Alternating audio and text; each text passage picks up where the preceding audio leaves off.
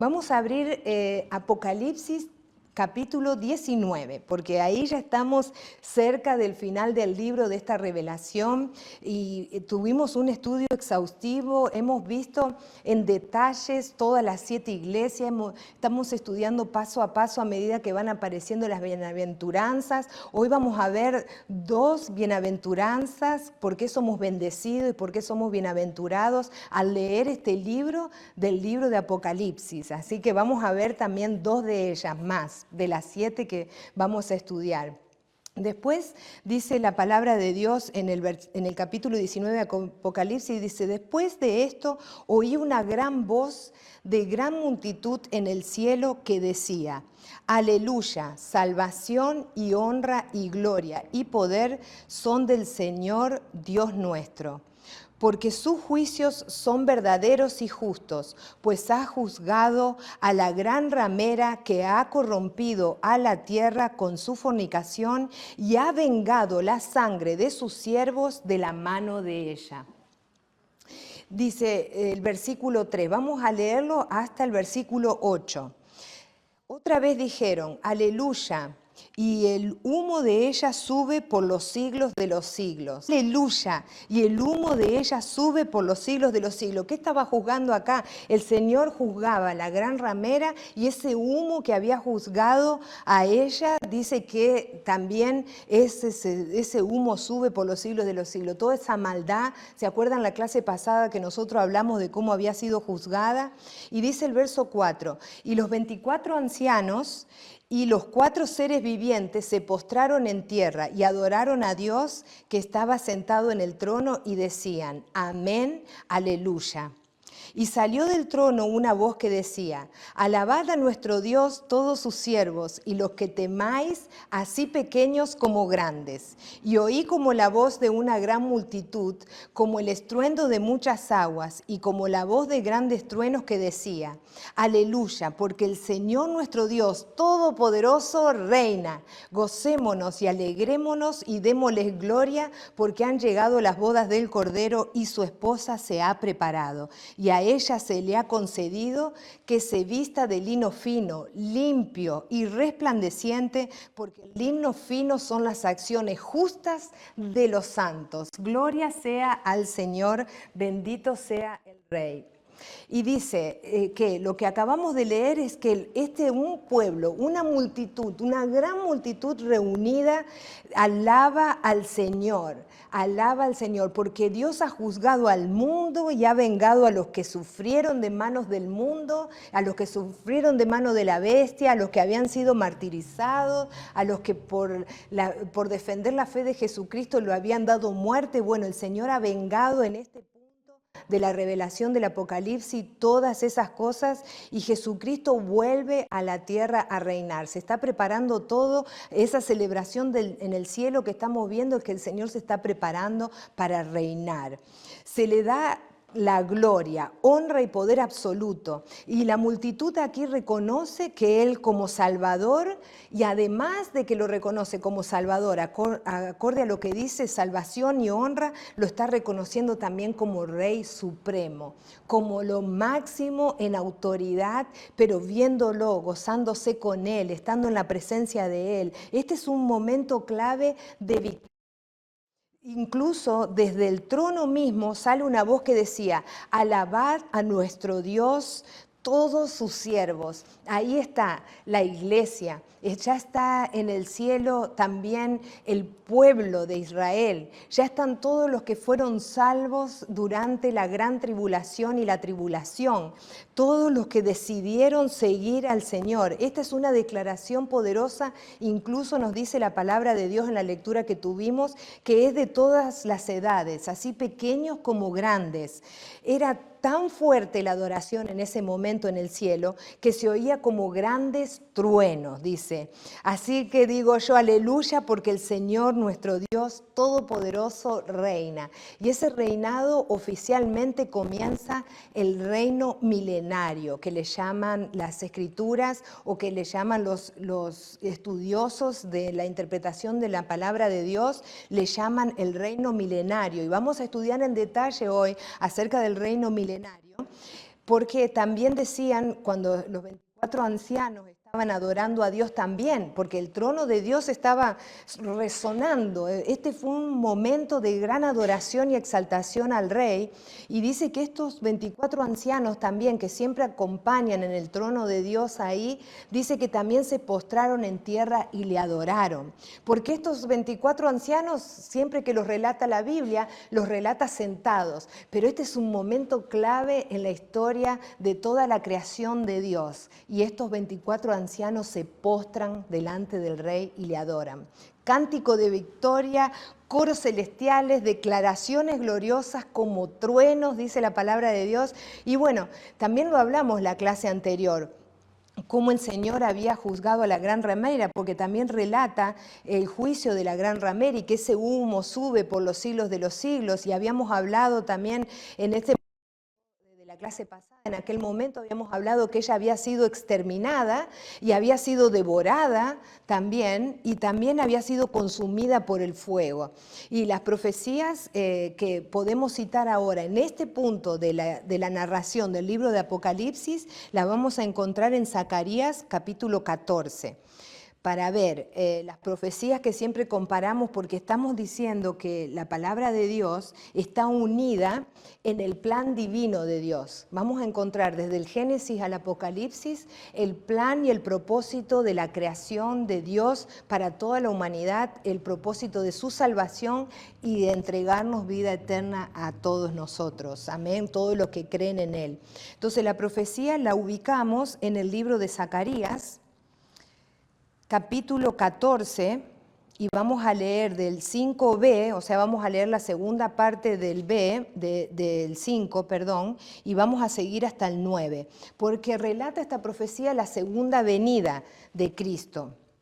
Dice la palabra de Dios: y vendrá Jehová, mi Dios, con él y con él todos los santos. Anote esta escritura porque esta es una promesa poderosa. Dice, y vendrá Jehová mi Dios y con él todos los santos. Y acontecerá que en ese día no habrá luz clara ni oscura. Será un día el cual es conocido de Jehová, que no será ni de día ni noche, pero sucederá que al caer la tarde habrá luz.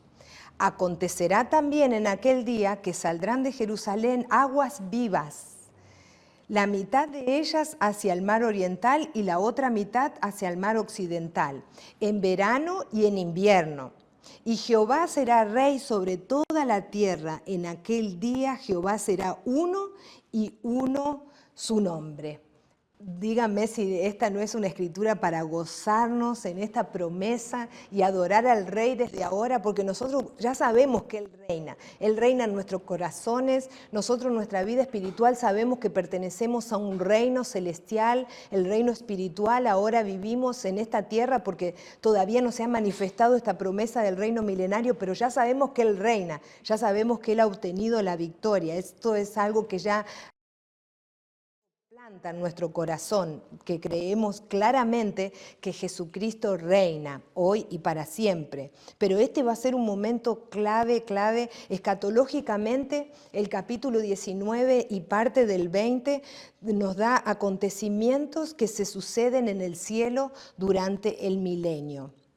¿Sí? Entonces, estos narran todos estos hechos aquí en estos dos capítulos. La tribulación y la gran tribulación, como les decía, pasaron. Aquí todo se prepara para un reinado milenario de Jesucristo. ¿Qué quiere decir? Son 1000 años de reinado. El capítulo 20 comienza a reinar ya en la tierra. Así que en el orden escatológico estamos viendo que ahora esto está sucediendo en el cielo, y ya en el capítulo 20 vemos que ya se hace oficial el reinado milenario aquí en la tierra, y vamos a ver de qué se trata todo eso que viene para nosotros. La profecía del milenio la encontramos porque la que le acabo de leer es la de la segunda venida, y que vamos a ver su gloriosa segunda venida también en esta clase de hoy. Y también vamos a situar las profecías acerca del milenio en Isaías capítulo 11, verso del 3 al 9. No sé cómo están ustedes me comentarán si les gusta leer las profecías, si se ubican en los tiempos cuando ustedes leen las profecías, si saben que las profecías también predice, podemos decir, o profetizan acontecimientos que no solamente son para que se den una sola vez en la historia, sino que muchas veces se ha repetido esas mismas profecías en la historia o se cumplen parcialmente para luego cumplirse completamente. Entonces, hay varias maneras de leer las profecías y de entender cómo Dios nos habla a través de ellas. Vamos a leer en Isaías 11, del versículo 3 al 9. Para situarnos en el milenio. Miren cómo dice esta profecía. Y le haré entender diligentemente en el temor de Jehová. No juzgará según la vista de sus ojos, ni arguirá por lo que oigan sus oídos, sino que juzgará con justicia a los pobres y arguirá con equidad por los mansos de la tierra. Y herirá la tierra con la vara de su boca, y con el espíritu de sus labios matará al impío. Y será la justicia cinto de sus lomos y la fidelidad ceñidor de su justicia, de su cintura. Morará el lobo con el cordero, el milenio, y el leopardo con el cabrito se acostará. El becerro y el león y la bestia doméstica andarán juntos, y un niño los pastoreará. La vaca y la osa pacerán sus crías y se echarán juntas, y el león como el buey comerá paja. Y el niño de pecho jugará sobre la cueva del áspid, y el recién destetado extenderá su mano sobre la caverna de la víbora. No harán mal ni dañarán en todo mi santo monte, porque la tierra será llena del conocimiento de Jehová como las aguas cubren el mar. Lo que estamos viendo acá es que en la tierra, en ese reino milenario, todo va a subsistir en una armonía perfecta, en una creación de Dios nueva, de una tierra que realmente es un paraíso terrenal. Gloria sea al Señor. Miren qué promesa tenemos que estamos viendo hoy. No sé si usted está sentado o está en este momento de pie, pero si usted es la primera vez que escucha esto, le doy permiso para que se caiga de espalda, porque esto es una promesa majestuosa. Dios nos está prometiendo 1000 años de reinado aquí en la tierra con todo, una armonía total y perfecta, una plenitud única y verdadera para que experimentemos a Dios con nosotros todo el tiempo, todo el tiempo. Esta escena es victoriosa y se describe en el cielo y demuestra también la culminación de la historia de la humanidad. Y veamos otra profecía para encender más el fuego, amén. Vamos a ver en Isaías 35, del 1 al 10, versículo 1 al 10. Miren lo que va a pasar en este milenio. Dice, se alegrarán el desierto y la soledad. El yermo se gozará y florecerá como la rosa. Florecerá profusamente y también se alegrará y cantará con júbilo la gloria del Líbano. Les será dada la hermosura del Carmelo y del Sarón. Ellos verán la gloria de Jehová, la hermosura del Dios nuestro. Floreced las manos cansadas, afirmad las rodillas endebles. Decid a los de corazón apocado, esforzaos, no temáis. He aquí que vuestro Dios viene con retribución, con pago. Dios mismo vendrá y os salvará. Entonces los ojos de los ciegos serán abiertos y los oídos de los sordos se abrirán. Aquellos que tal vez habían estado viviendo sobre la tierra en el tiempo que vivieron físicamente antes de todos estos acontecimientos y también tenían algunas discapacidades, ellos no van a sentir ninguna de sus discapacidades, ellos se van a sentir plenos. Miren cómo promete aquí en el verso 6. Entonces el cojo saltará como un ciervo y cantará la lengua del mudo, porque aguas serán cavadas en el desierto y torrentes en la soledad. El lugar seco se convertirá en estanque, el sequedal en manaderos de agua. En la morada de chacales, en su guarida será lugar de cañas y juncos, y habrá allí calzada y camino, será llamado camino de santidad. No pasará inmundo por él, sino que él mismo estará con ellos, y el que anduviere en este camino, por torpe que sea, no se extraviará.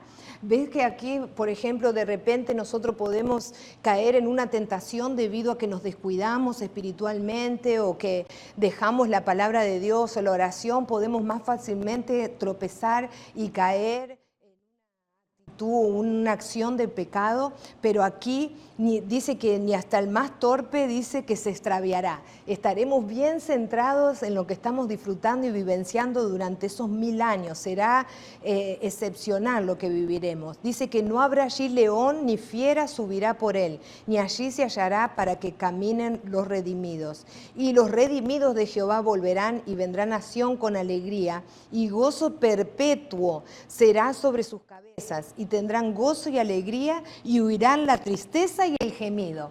Aleluya, aleluya. Así que estamos viendo aquí, hermanos, que la palabra de Dios nos promete y nos asegura que vendrán días en los que realmente nosotros ya dejaremos de padecer o de sufrir o de tener los sentimientos que sentimos aquí muchas veces de que por ahí nos desanimamos o nos entristecemos. Bueno, no sucederá más ahí en ese tiempo, no sucederá más. Estaremos tranquilos, estaremos en armonía, estaremos en la paz de Dios, porque Dios es amor y vamos a experimentar el amor verdadero como nunca antes lo hemos experimentado, y será un momento de gozo y de alegría, y incluso es una alegría que así como se ha trazado en ese tiempo esa promesa cuando se cumple en nosotros, será una alegría que perdurará para siempre, eternamente. Entonces, la lectura nos dice en el capítulo 19, la lectura que leímos hace un momento, nos dice que el juicio a toda la maldad finaliza por este momento de la lectura que estamos haciendo, y las bodas del Cordero con su esposa, la iglesia, celebran todos estos hechos que estamos hablando. La iglesia de Cristo consiste en todos sus fieles seguidores que creyeron en Él desde todos los tiempos. En ese momento la iglesia de Cristo la va a comprender todos los que pusieron la fe en Jesús a lo largo de todas las edades, todas las generaciones y todos los tiempos sobre la tierra.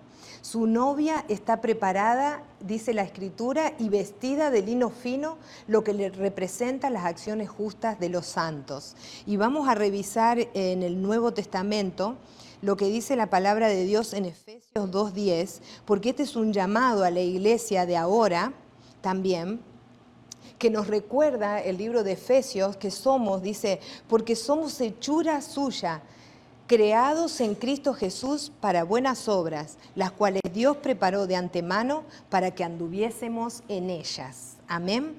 Dios ha preparado estas buenas obras, estas acciones justo de los santos desde los comienzos que nos ha creado para que andemos en ella. Entonces Dios es nuestro creador, el que nos hizo, nuestro Padre, y Él asimismo cuando nos creó, que ideó la forma que seríamos, cómo nos veríamos, ¿verdad? Físicamente, Él también ideó y planeó las obras buenas en las que debiéramos andar.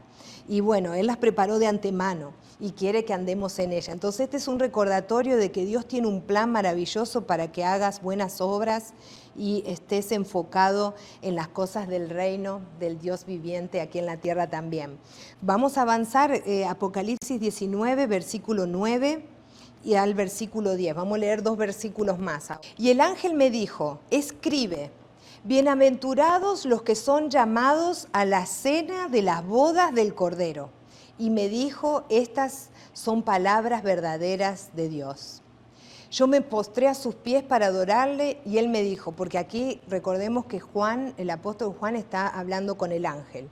Y dice el apóstol Juan, yo me postré a sus pies para adorarle y él me dijo, mira, no lo hagas, yo soy consiervo tuyo y de tus hermanos que retienen el testimonio de Jesús. Adora a Dios porque el testimonio de Jesús es el espíritu de la profecía. Y yo le prometí en unas clases anteriores que íbamos a estar hablando un poquito más de lo que era el testimonio de Jesús, que es el espíritu de la profecía, y hoy les voy a cumplir con esa promesa. Pero antes vamos a ver que aquí se están dando las bodas o la cena de las bodas del Cordero.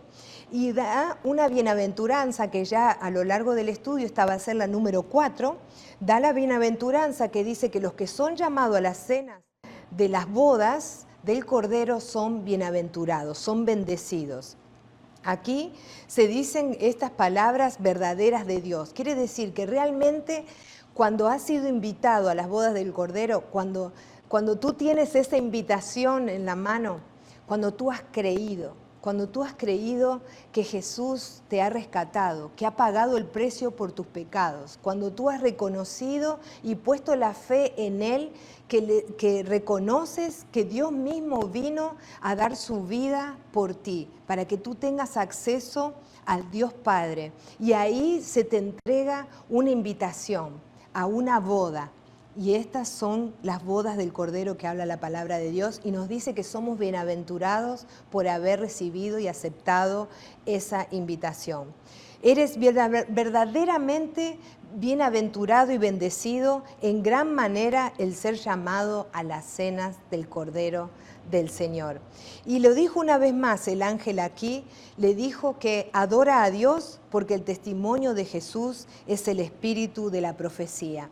El ángel le dijo muy bien, se ve que ahí en medio de toda la expectativa, en medio de toda la adoración que había en ese momento en el cielo, el apóstol Juan ya no encontró otra cosa que hacer que intentó postrarse delante del ángel, pero el ángel le dijo, soy consiervo tuyo, adora solo a Dios. Y creo que este es un mensaje para hoy en día, para todos nosotros también. Solo a Dios, unidos, el pueblo de Cristo, los llamados, los escogidos, unidos adorando a Dios. Así nos tenemos que ver siempre, porque la tendencia es generalmente, incluso con ciertas prácticas o ciertas doctrinas que se ven hoy en día, que el hombre intenta que la gente le busque a él porque tiene la revelación, le busque a él porque es el ungido, le busque a él porque es el que tiene la autoridad. Pero todo eso se respeta a las personas que Dios pone en autoridad, es orden divino, pero en realidad somos un cuerpo que se está preparando para estas preciosas bodas, para esta cena del Cordero de Dios que nos está invitando para que su iglesia, su novia, se pueda ahí concretar esa boda y unirnos en el Espíritu con Jesús en ese momento. Algo muy importante a comprender y profundamente aquí, y es meditar en el testimonio de Jesús, que es el espíritu de la profecía.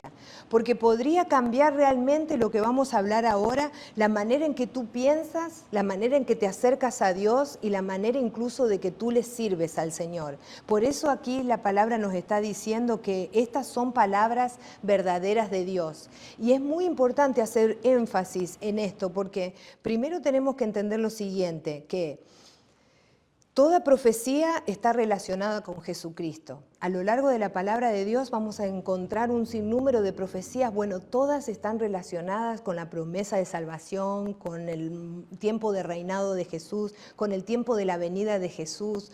Todas las profecías están relacionadas con Jesús. Segundo, Él es el foco central de toda la Escritura.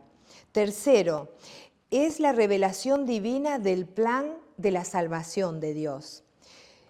Un punto 4 también dice que es la victoria total de Jesucristo sobre toda maldad, sobre todo evil, sobre todo lo malo. Él es la victoria total de Jesucristo. Y número 5, el espíritu de la profecía es todo lo que Cristo era, es y será, desde el principio hasta el fin y para siempre.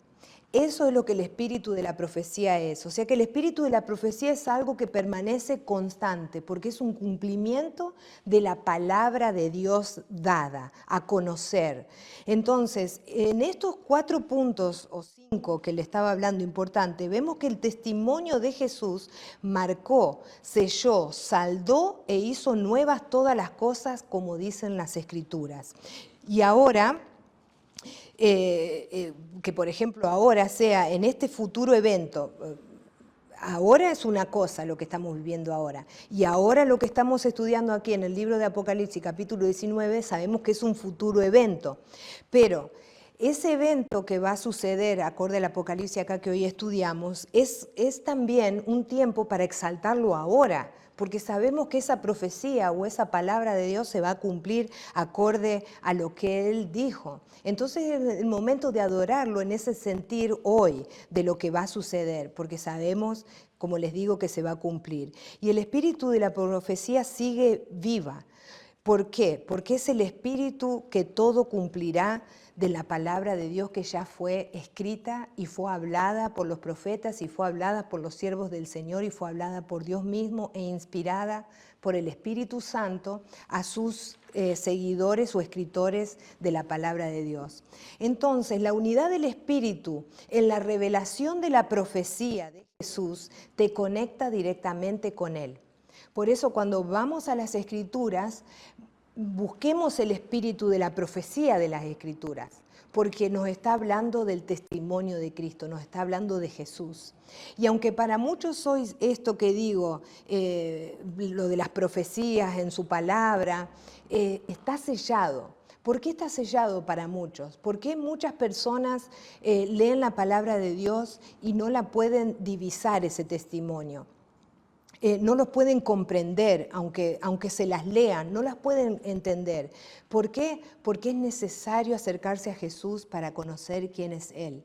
Es necesario invitarle, es necesario tener parte con Él mediante el Espíritu Santo para poder comprender lo que la palabra profética y la profecía de Jesús habla en las Escrituras. Y este conocer o tener parte con Él no es una curiosidad de me acerco para ver de qué se trata, ni tampoco es por interés para que me conceda algo que estoy necesitando, a ver si ya que probé varias cosas voy a intentar con Jesús ahora. Tampoco es esa la manera. No es por querer ser como alguien más ha sido o es, porque eso es una profecía parcial que podés llegar a experimentar. Sin embargo, cuando haces de Jesús el centro de tu vida, el eje que hace mover la rueda y depositas toda tu confianza en Él, el espíritu de la profecía está en ti. El Espíritu Santo, al inspirar la profecía, siempre glorifica a Jesús. Entonces va a ser una unión verdadera espiritual con Dios y Él va a ser el centro de tu vida y va a transformar tu vida y te vas a llenar de plenitud y de propósito. Y miren lo que dice el libro de Juan, el mismo apóstol Juan que escribe el Apocalipsis. Vamos a ver qué dijo en Juan capítulo 15, versículo 26 acerca de esto. Él dijo esto así, dice, pero cuando venga el Consolador, a quien yo os enviaré del Padre, el Espíritu de verdad, el cual procede del Padre, Él dará testimonio acerca de mí. El Espíritu Santo va a testificar de Jesús. Entonces, el Espíritu de verdad, el cual procede del Padre, Él dará testimonio acerca de Jesús, que dice la palabra acerca de mí, refiriéndose a Jesús. El Espíritu Santo quiere decir que da testimonio de Jesús. El Espíritu de la profecía es el testimonio de Jesús. Entonces, concluiríamos que el testimonio de Jesús fluye por medio del Espíritu y eso es la esencia de la profecía verdadera. Y vamos a ver segunda de Pedro, veamos segunda de Pedro capítulo 1, verso 21. ¿Qué nos dice la palabra de Dios? Dice, porque nunca la profecía fue traída por voluntad humana, sino que los santos hombres de Dios hablaron siendo inspirados por el Espíritu Santo.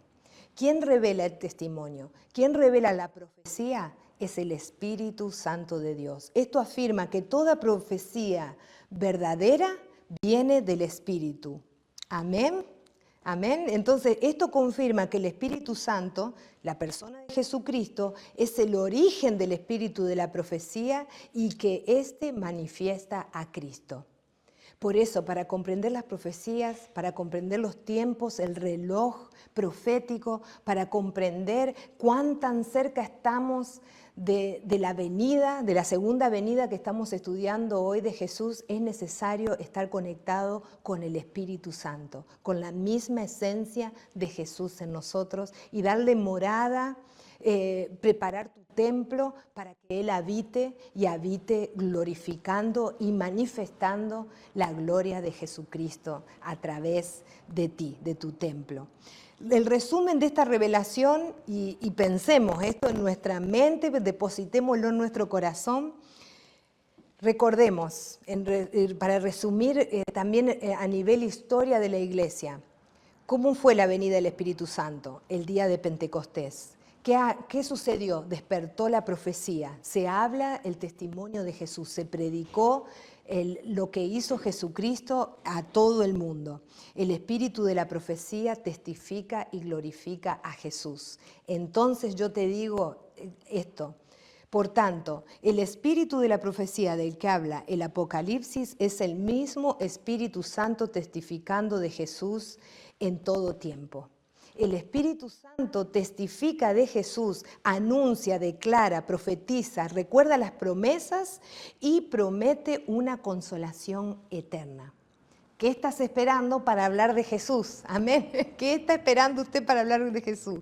Y ahora vamos a ver en los próximos versículos del capítulo 19, para prepararnos para imaginar al Señor en su total esplendor. Porque lo que va a describir ahora el libro de Apocalipsis realmente es maravilloso. Vamos a volver entonces a Apocalipsis capítulo 19, del verso 11 al 19. Amén. Dice, lo titula El jinete del caballo blanco. Entonces vi el cielo abierto y he aquí un caballo blanco y el que lo montaba se llamaba Fiel y Verdadero y con justicia juzga y pelea. Y sus ojos eran como llama de fuego y había en su cabeza muchas diademas y tenía un nombre escrito que ninguno conocía sino él mismo. Estaba vestido de una ropa teñida de sangre y su nombre es el Verbo de Dios. Y los ejércitos celestiales vestidos de lino finísimo, blanco y limpio, le seguían en caballos blancos. De su boca sale una espada aguda para herir con ella a las naciones, y él las regirá con vara de hierro, y él pisa el lagar del vino del furor de la ira del Dios Todopoderoso. Y en su vestidura y en su muslo tiene escrito este nombre: Rey de Reyes y Señor de Señores. Y vi a un ángel que estaba en pie en el sol y clamó a gran voz diciendo a todas las aves que vuelan del cielo. Miren esto: venid y congregaos a la gran cena de Dios, para que comáis carnes de reyes y de capitanes, y carnes de fuertes, y carnes de caballos, y de sus jinetes, y carne de todos los libres y esclavos, pequeños y grandes. Y vi a la bestia, a los reyes de la tierra y a sus ejércitos reunidos para guerrear contra el que montaba el caballo y en contra de su ejército. Vamos a dejarlo ahí porque aquí comienza oficialmente la segunda venida de Jesucristo y se presenta y lo describe de esa manera: Rey de Reyes y Señor de Señores. Él viene como el Mesías guerrero. Ya no viene como un cordero para darse en sacrificio, sino Él viene como el Mesías guerrero a establecer la verdad y la justicia, a juzgar las naciones y a luchar contra el mal. Aquí el Salmo 96 que dice, versículo 13, delante de Jehová que vino, porque vino a juzgar la tierra, juzgará al mundo con justicia y a los pueblos con su verdad. Ya profetizado en el Antiguo Testamento también. Este segunda venida es el acontecimiento más esperado por todos los fieles de todas las generaciones. Es Jesucristo viniendo en victoria en ese caballo blanco, es la imagen de la gran victoria ahí en la foto, digamos, en la imagen nítida de que Él ya ha vencido y viene a juzgar a las naciones. Porque, ¿qué veíamos la clase anterior? Que había sido juzgada la gran ramera, pero todavía falta el falso profeta, el anticristo y todos los ejércitos de todas las naciones que se reunían para guerrear en contra de Dios. Entonces, la palabra de Dios nos dice aquí que Él viene vestido de una ropa teñida en sangre. ¿Y por qué? ¿Por qué viene el Señor con la ropa teñida en sangre? ¿Qué quiere representar? Vamos a ver qué dice Gálatas capítulo 3. Tengo esta escritura porque quiero que lleguemos también juntos a una conclusión importante aquí de por qué su ropa está teñida de sangre. ¿Qué recuerda ahí el Señor? Y la palabra de Dios dice que Cristo nos redimió de la maldición de la ley. Hecho por nosotros maldición, porque está escrito: maldito todo el que es colgado en un madero. Esa sangre con la que Él viene teñido nos recuerda a nosotros que viene lo que Él hizo por nosotros. Él mismo, en ese momento en la cruz, derramando su sangre por nosotros, se hizo maldición para que nosotros no tengamos que ser malditos y estar apartados de Dios por toda la eternidad, sino que por medio de Él nos acercó. Entonces hay una teoría rondando que muchas personas dicen una frase común, que aquí esta religión, todos buscan a Dios y todos están en lo mismo y todos buscan a Dios.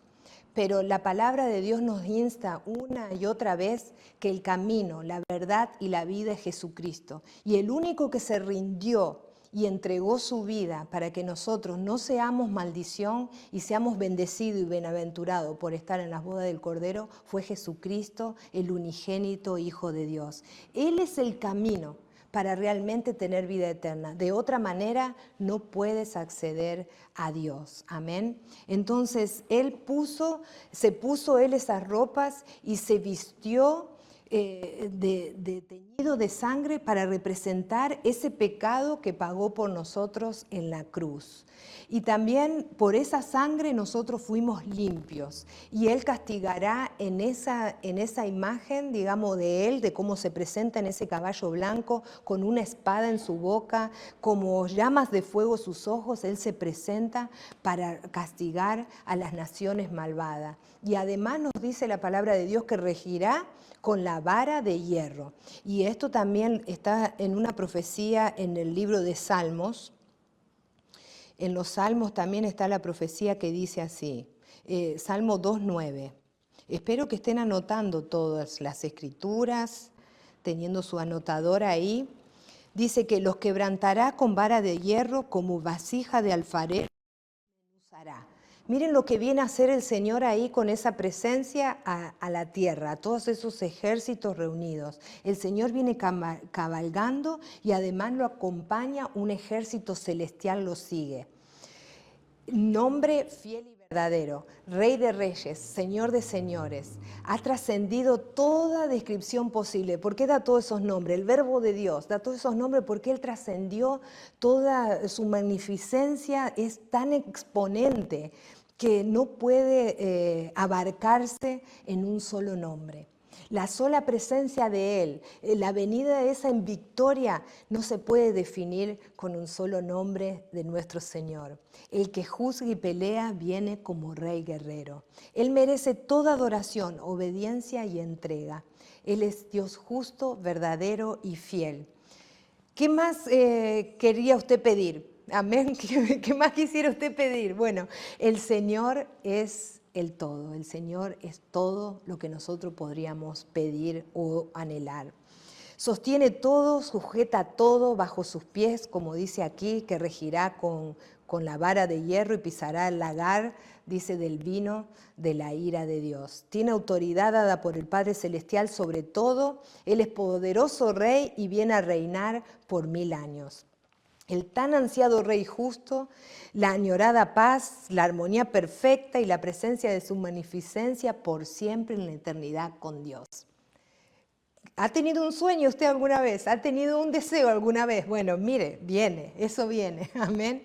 Aleluya, diría yo, aleluya. Porque se hace justicia, se cumple una gran promesa en esta visión que estamos observando y analizando en la Escritura, y que también los ejércitos celestiales le siguen con caballos y vestiduras blancas de lino finísimo. Impresionante todo lo que está sucediendo acá. ¿Quiénes son esos guerreros, esos que le siguen vestidos de lino finísimo? ¿Quiénes serán? ¿A quién representa que cuando la Biblia habla de ese vestido blanco y limpio que habíamos leído al principio, que confirma las acciones justas de los santos? ¿Quiénes somos? ¿Quiénes fueron los convidados a las bodas? La iglesia de Cristo y los salvos de su pueblo. Somos nosotros que acompañamos a Jesús en ese día de victoria, en su segunda venida a la tierra. Amén. Gloria sea al Señor, que esto está poderoso. Les dimos del 17 al 21 ahora. Amén. Apocalipsis 19, versículo 17. Y vi a un ángel que estaba en pie en el sol. Clamó a gran voz diciendo: todas las aves que vuelan en medio del cielo, venid y congregaos a la gran cena de Dios, para que comáis carnes de reyes y de capitanes, y carnes de fuertes, y carne de caballos y de sus jinetes, y carnes de todos, libres y esclavos, pequeños y grandes. Y vi a la bestia, a los reyes de la tierra y a sus ejércitos reunidos para guerrear contra el que montaba el caballo y contra su ejército. Y la bestia fue apresada, y con ella el falso profeta que había hecho delante de ella las señales con las cuales había engañado a los que recibieron la marca de la bestia, van recordando todos los acontecimientos anteriores, y habían adorado su imagen. Estos dos fueron lanzados vivos dentro de un lago de fuego que arde con azufre. Y los demás fueron muertos con la espada que salía de la boca del que montaba el caballo, y todas las aves se saciaron de las carnes. Bueno, acá estamos viendo otra cena. Esta no es la cena de las bodas. Esta es una cena diferente y no es de gala. Amén. Esta cena representa la batalla misma del Armagedón, donde caen todos muertos los ejércitos de las distintas naciones. Dice que el ángel clamó a gran voz, llamando a todas las aves del cielo, porque ellas estaban, todas las aves del cielo eran necesarias y invitadas a comer de la gran cena de Dios. Esta es una cena que las aves nada más están invitadas. Amén. El menú: carnes de reyes, carne de capitanes, carne de fuertes, de caballos, de sus jinetes, carne de todos, libres y esclavos, pequeños y grandes. Estas son personas que se decidieron ponerse la marca y adorar a la bestia y guerrear en contra de Jesucristo y de su ejército celestial. La profecía del Armagedón está situada en varias profecías dentro de la palabra de Dios. Esta gran batalla, vamos a leer dos de las que tengo escritas y se las voy a mencionar para que usted la anote. ¿Está listo para anotar? Es Deuteronomio 32:43, Zacarías 14 del 2 al 5, y vamos a buscar en Sofonías, ahora 3:8, Sofonías 3:8, voy a buscar esa escritura, y vamos a buscar también la de Jeremías 25:31. Vamos a ver 3:8. Dice: por tanto, esperadme, dice Jehová, hasta el día que me levante para juzgaros, porque mi determinación es reunir las naciones, juntar los reinos, para derramar sobre ellos mi enojo, todo el ardor de mi ira, por el fuego de mi celo será consumida la tierra. Un momento crucial y final para la humanidad. Jeremías 25:31. Dice esta profecía poderosa, la palabra de Dios, cómo nos describe y nos sitúa inmediatamente en el tiempo profético. 25, versículo 31. Llegará el estruendo hasta el fin de la tierra, porque Jehová tiene juicio contra las naciones. Él es juez de toda carne, entregará a los impíos a espada, dice Jehová. Y luego vamos a encontrar dos profecías más en Joel capítulo 3, versículo 21, o puede ser también Joel capítulo 3 del 9 al 17, habla también de todo este juicio y esta gran cena de la batalla del Armagedón. ¿Sí? La destrucción de los enemigos de Dios será de tal magnitud que requerirá una multitud de aves para limpiar el campo de batalla. Esto se le llamó la gran cena de Dios. Dios proporciona alimento para las aves de rapiña, un banquete para todas las aves. Esta es tan grande la devastación de este momento crucial para todos los reinos de la tierra que formaron ejércitos y fortalezas en poderíos y grandezas de hierro, como ejércitos, armamentos, materiales atómicos, aleluya, usados para la destrucción masiva. Bueno, el Señor va a exterminar toda esa plan y toda esa gente que está detrás de todo eso, porque no han querido tampoco aceptar a Dios. El Señor de un soplo destruirá toda carne que quede sobre la faz de la tierra. Esta es la limpieza total de toda vida sobre la tierra, y todo lo que lo acompañan a Él son los que estamos listos para reinar con Cristo 1000 años. Esta profecía también de este evento usted la va a poder encontrar, no la vamos a leer por causa del tiempo, pero la puede encontrar también en Ezequiel 39, del versículo 17 al 20, en la batalla del Armagedón, va a ver ahí, y es la mayor confrontación nunca antes vista en la historia del mundo. Si ahora hay rumores de guerra y cosas, hechos que están sucediendo, pero una batalla como esta nunca en toda la historia se ha presenciado. Vemos también, además, en las escrituras que acabamos de leer en el Apocalipsis, que la bestia, el anticristo y el falso profeta, quienes se habían aliado para enfrentarse a Dios mismo, y aunque muchos de este bando engañaron el verdadero propósito espiritual de muchas otras personas, porque como sabemos, Dios nos creó con un propósito para perdonarnos por medio de Cristo, pero ellos mismos al tener el libre albedrío eligieron a la bestia. Bueno, estos acarrearon su propia destrucción y pierden esta guerra antes de ni siquiera comenzar, porque estamos viendo que el fin ya está escrito. Entonces, antes de ellos mismos de planear todo esto, ya saben que van a perder. Y la bestia los engaña. Él sabe que ese es el fin que le espera, pero la bestia los engaña a todas estas naciones o reyes para que igualmente enfrentarse en esta batalla de Armagedón como está escrito. La bestia, dice la Escritura, que es apresada y el falso profeta también, y fueron lanzados vivos dentro del lago de fuego que arde con azufre. Y todos los demás participantes guerreros de estos ejércitos fueron muertos con la espada que salía de la boca del que montaba el caballo. ¿Quién montaba el caballo? El Rey de Reyes, el Señor de Señores. O sea que nosotros le seguimos, nosotros estamos viendo, todo lo hace Él, todo lo hace el Señor. Todas las aves, dice la palabra de Dios, se saciaron. Entonces estamos viendo una victoria total, victoria que ya fue establecida cuando Jesús murió en la cruz y resucitó al tercer día. Ahí ya comprendemos que esa victoria está declarada totalmente. Lo que sucedió aquí fue que los líderes y precursores de la maldad e iniquidad son capturados y sentenciados. Estas fuerzas quedan totalmente aniquiladas por la espada de la boca del Rey de Reyes. El destino final de estos malvados seres son arrojados al lago de fuego y azufre, destino final de la alianza, de la bestia y del falso profeta, y de todos los que quisieron y le adoraron y se pusieron su marca. Pero hay una salvedad aquí que podemos meditar también, porque este lugar del lago de fuego y de azufre es diferente al mencionado en el libro de Apocalipsis capítulo 9, cuando estudiamos el versículo 1, que dice del pozo del abismo. Si ustedes se acuerdan, le había dado el ángel la llave del pozo del abismo, se le había sido dada. Y este pozo del abismo es un lugar de encarcelamiento precisamente para espíritus malignos y demonios. Y este lago de fuego es este lugar para juzgar precisamente esta alianza. Entonces el ángel dice que al sonar la trompeta en el capítulo 9 de Apocalipsis se le dio la llave del pozo del abismo para apresar, para encarcelar.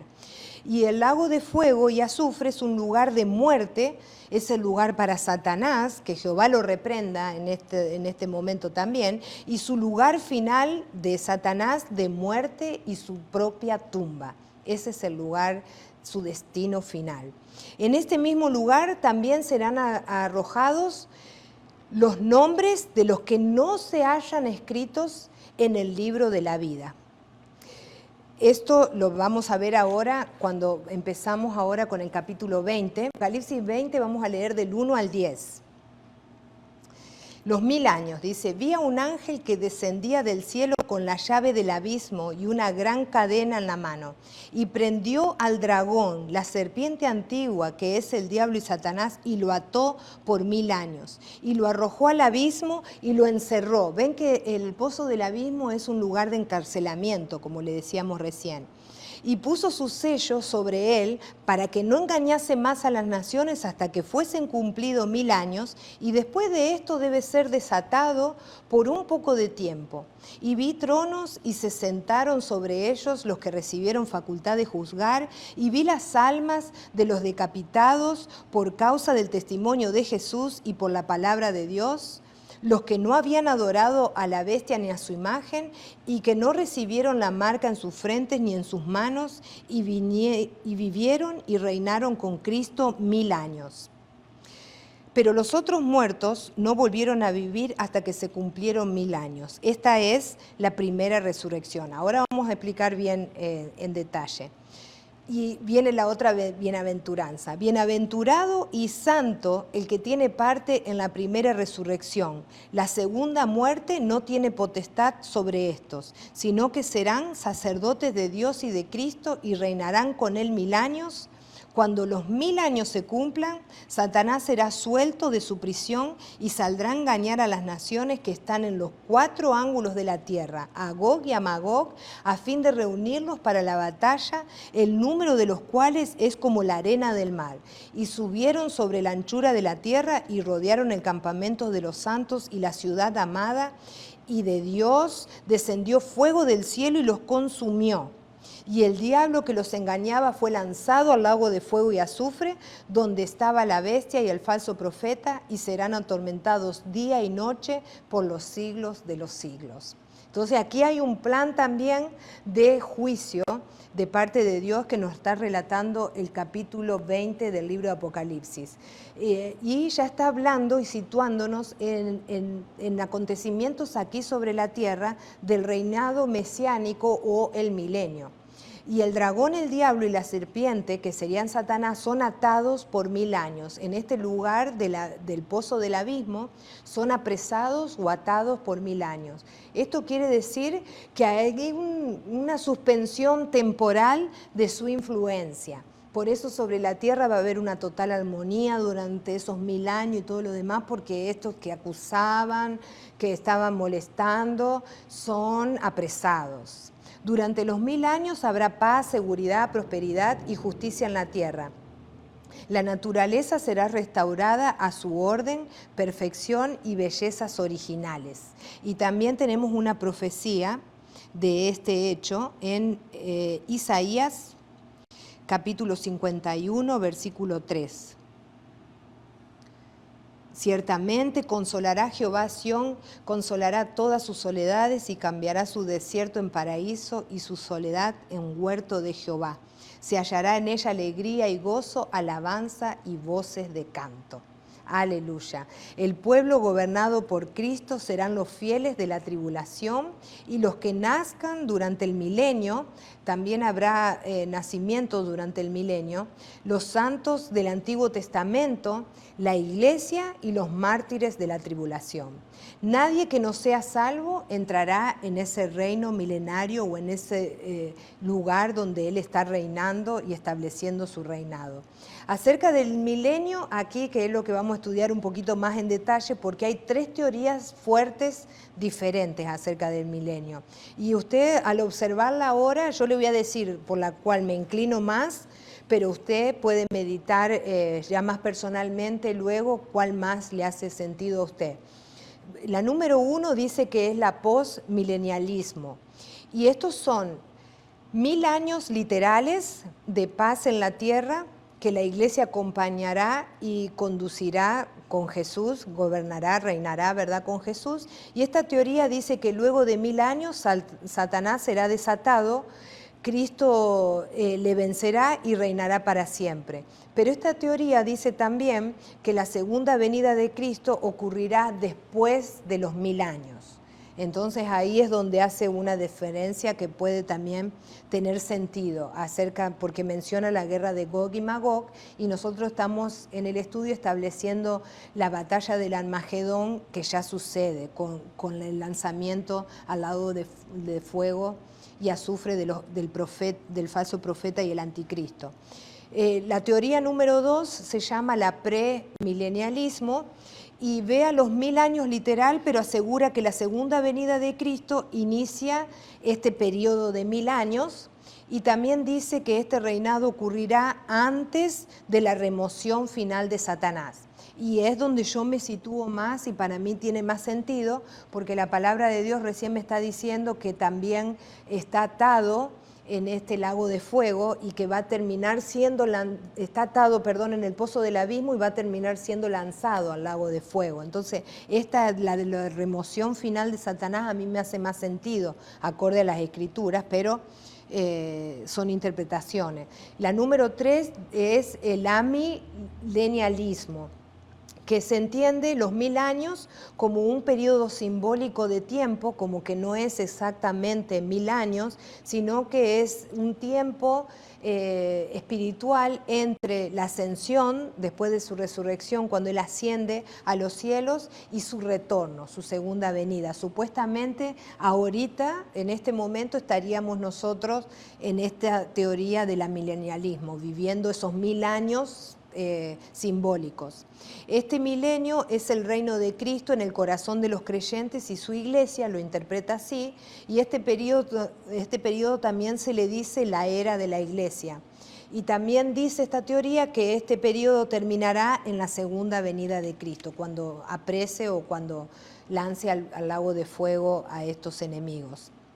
Estos distintos modos de ver el milenio no debería realmente causar una división o controversia en la iglesia, porque cada una de las interpretaciones, aunque son bien distintas, la fe cristiana siempre rescata lo que es más importante. ¿Y qué es lo más importante? La fe puesta en Jesús y esperar los planes y los acontecimientos acorde como Él los haya planeado. Entonces nosotros estamos viendo y estudiando una visión escrita por el apóstol Juan, entonces le estamos dando una interpretación a lo que él vio. Y por eso es que hay distintas interpretaciones.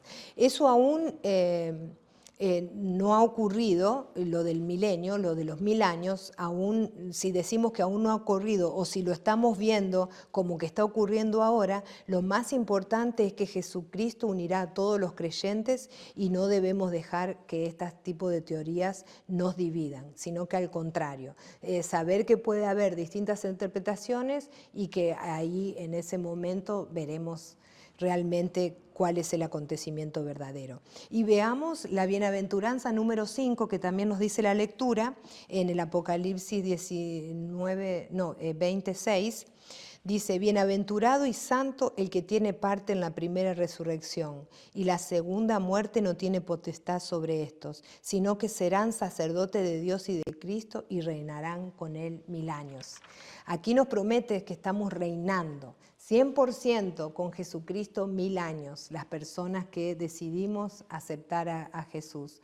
Antes del versículo 6, incluso aquí en el libro de Apocalipsis, voy a regresar aquí a Apocalipsis 20, donde estamos, versículo 5, si lo revisamos dice que, pero los muertos no volvieron a vivir hasta que se cumplieron 1000 años. Esta es la primera resurrección. En el versículo 5 sucede la primera resurrección, dice acá, de los que no habían adorado a la bestia ni a su imagen ni recibieron la marca, nos aclara la palabra de Dios también.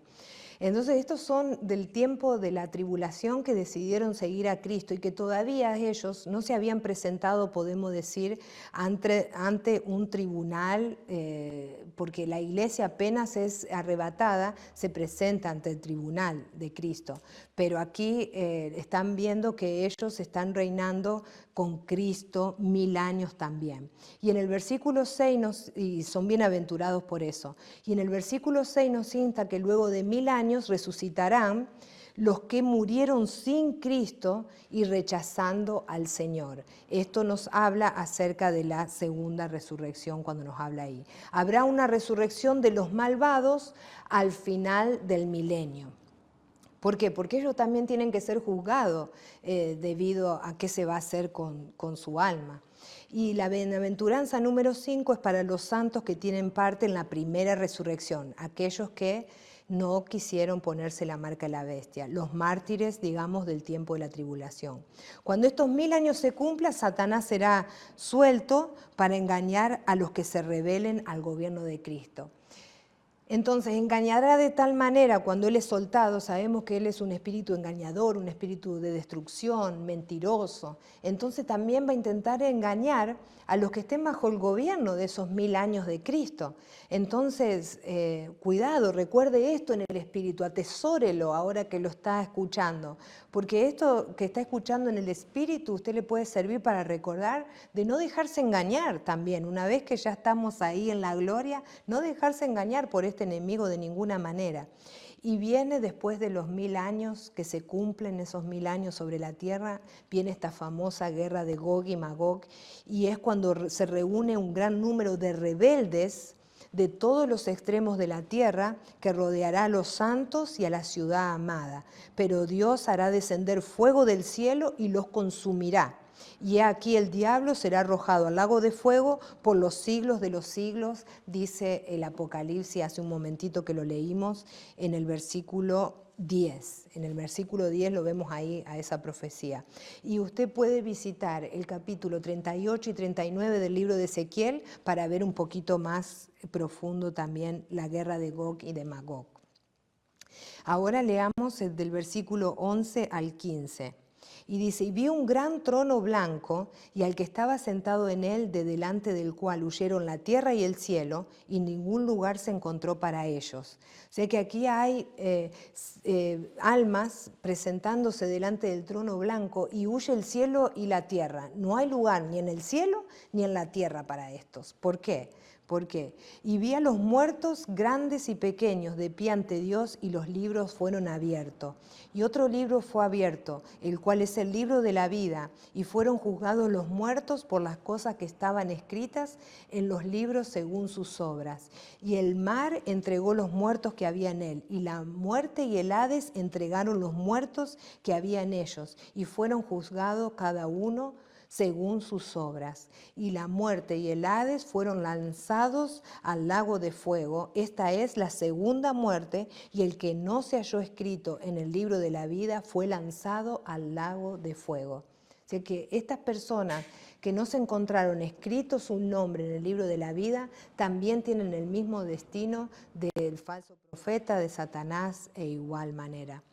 El juicio del trono blanco sucederá en el cielo. Los libros serán abiertos, se verá lo que contiene. Este es un libro que donde el que no aparezca el nombre ahí, digamos, será lanzado al lago de fuego, y se verán las obras, buenas o malas, que hayan hecho, y la vida de todos estos será examinada, revisada y evaluada. No la iglesia. Por eso, cuidado con las interpretaciones del libro de Apocalipsis, porque este no es un juicio de un gran trono blanco para la iglesia, amén. Estos son los que decidieron no seguir a Jesús, pero habían muerto, pero hay una resurrección para ellos también, y viene este juicio del gran trono blanco. Sabemos que nadie será salvo por sus buenas obras, por más que estas personas hayan hecho gran porcentaje de su vida buenas obras, pero serán expuestas para ver una clara evidencia, a ver si en algún momento podemos decir hubo un arrepentimiento genuino y su nombre se escribió. Entonces se va a volver a revisar en el libro si estas personas están efectivamente escritas, y se va a mirar las obras de estas personas. Jesús revisará lo que hicieron con los dones, los talentos y las oportunidades incluso que se le presentaron, y las responsabilidades para tal vez, si quizás, puedan entrar al descanso con el Señor o al lago de fuego. Ahí van a tener dos opciones únicas. Este juicio del gran trono blanco es para todos los que han muerto sin ser salvos de todas las épocas, de todas las generaciones, y aquí se juzga su destino final. Y la Biblia lo describe varias veces, este destino de estas personas, que quiere decir que es terrible realmente el destino de los perdidos, de aquel que ha decidido no seguir a Cristo y no ir por ese camino a Dios. Y tengo varios versículos que no los vamos a buscar en la Biblia, solamente le tengo 2 o 3 palabritas y el versículo bíblico para que identifiquemos los distintos destinos de los perdidos que habla la Biblia. Y uno dice que es un estado de tribulación y angustia, acorde a Romanos 2:9. Anote ahí Romanos 2:9 para que usted lo vaya más profundo. Luego dice el lloro y crujir de dientes. Esto lo encontramos en Mateo 22:13 y 25:30. También dice eterna perdición en 2 de Tesalonicenses 1:9. El horno de fuego en Mateo 13:42 al 50, prisiones de oscuridad en 2 de Pedro 2:4, castigo eterno, Mateo 25:46, donde el fuego no puede ser apagado, Marcos 9:43, lago de fuego que arde con azufre, Apocalipsis 19:20. El humo de sus tormentos sube por los siglos de los siglos, Apocalipsis 14:11.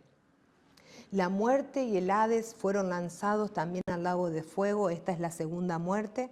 Esto que sucederá es realmente esto que estamos estudiando y analizando en este momento nos debe de como compungir un poquito y movilizar realmente, debe ser nuestro motor motivador para llevar el Evangelio a todo el mundo y hacer todo lo posible por persuadir a las personas a que se arrepientan y reciban a Cristo antes de que sea demasiado tarde. Si estamos siendo transformados al carácter y sentir de Cristo, si estamos realmente viviendo en la fe y sentir de Dios, comprobaremos que el deseo de Dios es que no quiere Él realmente que nadie se pierda, sino que sean salvos. Y esto lo leemos también en 2 de Pedro. Vamos a esa escritura porque es importante que tengamos este sentir de nuestro amado Padre. Segunda de Pedro, capítulo 3, versículo 9. El Señor no retarda su promesa, según algunos la tienen por tardanza, sino que es paciente para con nosotros, no queriendo que ninguno perezca, sino que todos procedan al arrepentimiento. Este versículo revela el verdadero corazón de Dios. Él, aunque es justo y traerá juicio, aún está ofreciendo tiempo y extendiendo su misericordia para una oportunidad real de un corazón arrepentido que decide aceptar y pedir perdón por sus pecados. No quiere que ninguno perezca. Realmente Dios no se complace en la muerte del impío. Y esto lo dice Ezequiel 18:23, porque Dios es amor. Pero también, como vemos, va a llegar este cumplimiento y se va a cumplir esto que dice la palabra de Dios. Su paciencia no es indiferencia ni olvido, es más bien una misericordia activa, esperando que el pecador vuelva a su Creador. Esta tardanza de que aún esto no haya sobrevenido es una expresión incluso de su amor. Aún hay almas que rescatar, vidas que necesitan redención y corazones que deben oír su voz. Si el corazón de Dios es que nadie se pierda, el nuestro también debe estar enfocado en esto mismo, en interceder, en predicar, en amar a los perdidos. No podemos decir que amamos a Dios y ser indiferentes ante aquellos que caminan hacia la perdición. ¿Quién en tu vida, te pregunto hoy, necesita escuchar a Cristo? ¿Un familiar, un amigo, alguien herido? Bueno, Dios espera por ellos y su paciencia es más larga que su propio pecado y su gracia más profunda que nuestro pasado. Entonces, tengamos una voluntad intencional que nazca de un corazón también que ha sido y que ha sido salvo por medio de la sangre de Cristo, para que también eso encienda en nosotros el deseo de hablar y de predicar esta verdad y este tesoro que nosotros tenemos en este momento, todo esto que estamos conociendo, amén. Y, en fin, hemos estudiado y hemos presenciado algo que viene pronto para la iglesia y todo esto que hemos hablado hoy se va a cumplir.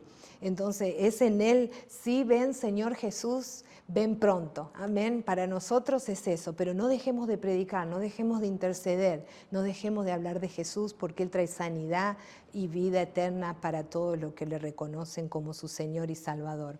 Hagamos una oración final para despedirnos. Quiero agradecerle a todos.